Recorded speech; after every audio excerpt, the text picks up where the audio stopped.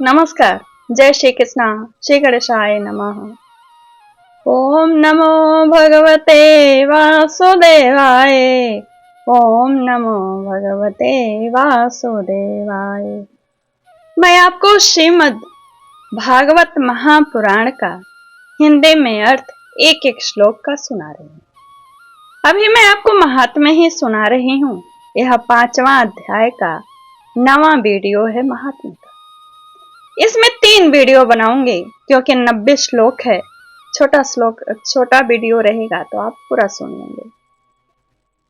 तो 30 श्लोक में कैसे धुंधकारी और धुंधली की क्या गति हुई उसका वर्णन है और किस रूप में उसने गोकर्ण से मदद मांगी, इन सब का विस्तार से वर्णन है। आप लोग सुनिए। जब आत्मदेव को गोकर्ण ने उन्हें उपदेश दिया तो वे वन को चले गए। उनके वन जाने के पश्चात धुंधले को एक दिन धुंधकारी ने मारा, बहुत मारा और कहा धन दो।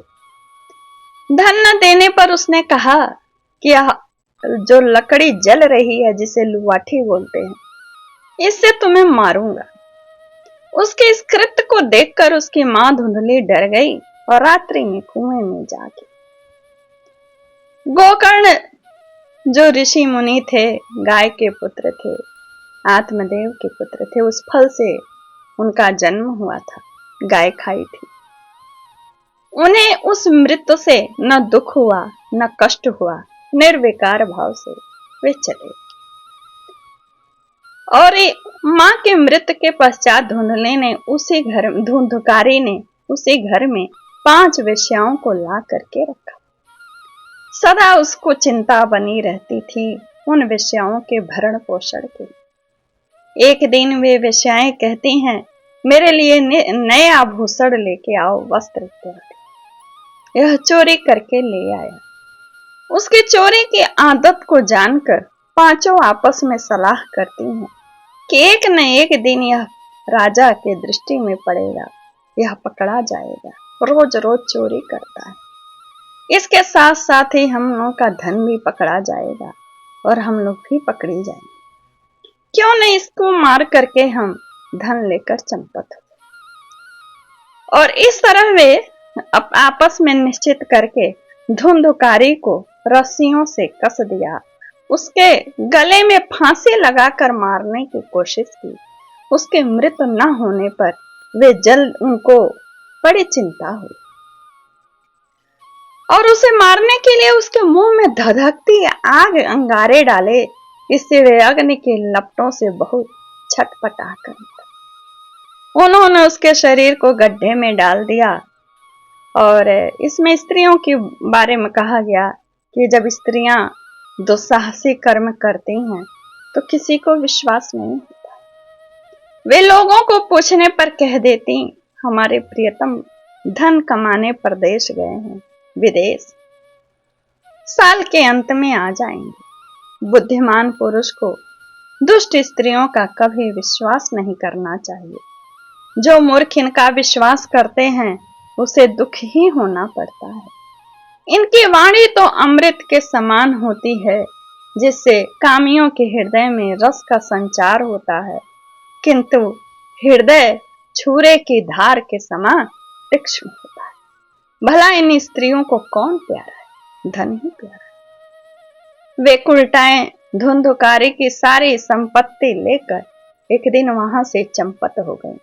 धुंधकारी अपने कुकर्मों के कारण प्रेत बना। वह बवंडर के रूप में सर्वदा सब दिशाओं में घूमा करता था। धूप इत्यादि से संतप्त होकर चिल्लाता था, हे देव, हमारी रक्षा करो, हमें त्रास मत दो। कुछ काल बीतने पर गोकर्ण ने भी लोगों के मुख से सुना कि उसके भाई की मृत्यु हो गई है उनकी। तब वे उसे अनाथ समझकर उसका गया में श्राद्ध किया। यही नहीं, जहां भी कहीं जाते थे उसका श्राद्ध करते थे। इस प्रकार एक बार घूमते घुमाते गोकर्ण जी अपने गांव में आए और लोगों की दृष्टि बचाकर अपने घर के आंगन में सो गए। वहां अपने भाई को सोया देखकर भूत रूप में जो धुंधुकारी था वह अपना विकट रूप दिखाया। कभी भेड़ा, कभी भैंसा, कभी इंद्र, कभी अग्नि बनकर रूप धारण किया। अंत में मनुष्य के आकार में प्रकट हो। गोकर्ण को शक हो गया कि यह कोई दुखी संतप्त जीव, मृत जीवात्मा है, और उन्होंने धैर्य पूर्वक पूछा। गोकर्ण ने कहा, तुम कौन? रात्रि के समय ऐसा भयानक रूप क्यों दिखा रहे? तेरी यह दशा कैसे हुई? हमें तो बता सही, बता तो सही, तू प्रेत है, पिशाच है अथवा कोई राक्षस है? सूत जी कहते हैं, गोकर्ण के इस प्रकार पूछने पर वह बार बार जोर जोर से रोने लगा। उसमें बोलने की शक्ति नहीं थी, इसलिए उसने केवल संकेत मात्र किया। तब गोकर्ण ने अंजलि में जल लेकर अभिमंत्रित करके उसके ऊपर छोड़ा तो उसे बोलने की शक्ति प्राप्त हुई। फिर उस प्रेत ने बोला, मैं तुम्हारा भाई हूं, मेरा नाम है धुंधुकारी। मैं अपने ही दोष से अपना ब्राह्मणत्व नष्ट कर दिया। मेरे कुकर्मों की गिनती नहीं की जा सकती है। मैं तो महान अज्ञान के चक्कर काट रहा हूं, अज्ञान में चक्कर काट रहा हूं। इसी से मैंने लोगों की बड़ी हिंसा की, काट रहा था। कह रहे हैं अज्ञान के चक्कर में ही लोगों की हिंसा की, कुकृत किया। अंत में उनको उल्टा स्त्रियों ने मुझे तड़पा तड़पा कर मारा और अभी मैं दुख से संतप्त इधर उधर बेचैन। और इसी से प्रेत योनि में पड़कर मेरी यह दुर्दशा हो गई है। अब दैववश कर्म का फल का उदय होने से मैं केवल वायु भक्षण करके जी रहा हूं। पाप किया था ना पिछले जन्म में। भाई तुम दया के समुद्र हो, अब किसी प्रकार जल्दी ही मुझे इस योनि से छुड़ा। मनुष्य योनि में पाप किया था, अब ये राक्षस की योनि प्राप्त हुई है।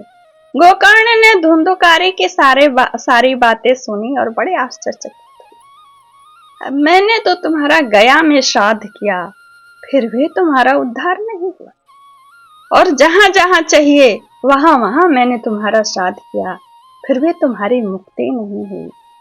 तब इसका कोई और उपाय ही नहीं है। अच्छा, तुम सब बात खोलकर मुझे अब क्या करना चाहिए? खुलकर कहो, मुझे क्या करना चाहिए?